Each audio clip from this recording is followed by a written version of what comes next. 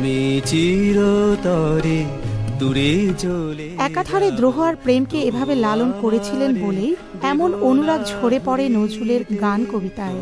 তবু আমারে দেব না ভুলিতে। সাহিত্যে অজস্র চরিত্রের রূপায়ণ যার হাত ধরে, তারও জীবনের অনেক গল্প গাঁথা ছিল যেখানে প্রণয়ের কথামালা ছিল সর্বাগ্রে। সময়টা বেশি না হলেও কুমিল্লায় যাপিত জীবনটুকু তেমনই।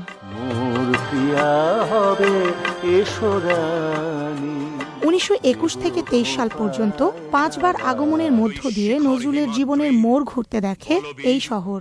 এখানেই কবি রচনা করেছিলেন বিদ্রোহী সব গান কবিতা, যার জন্য বেশ কবার কারাবরণও করতে হয়েছিল। নজরুলের সাথে জীবনের তার শ্রেষ্ঠ দুটি ঘটনা ঘটল, বিয়ে এবং রাজনৈতিকভাবে এখানে 2 বার তিনি অ্যারেস্ট হয়েছেন। কবি নজরুলের সাহিত্য চর্চার বড় স্থান কুমিল্লা হলেও ক্রমশ হারিয়ে যেতে বসেছে সেই চর্চা।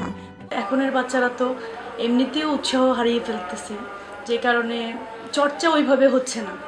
পড়াশোনার চাপের কারণে হোক বা যেটাই হোক, আমরা চাইবো সবাই যেন নজরুলকে নিয়ে এবং ওনার সম্বন্ধে জানে।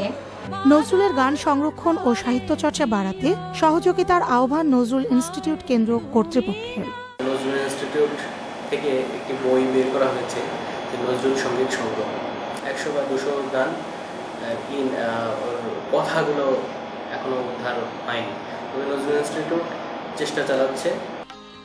নজরুল মানে তারুণ্যের জয়গান, সাম্যের জয়গান।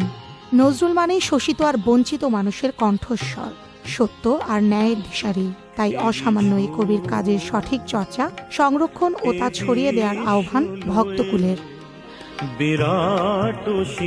ফারজানা শ্রাবন্ত, 21 টেলিভিশন।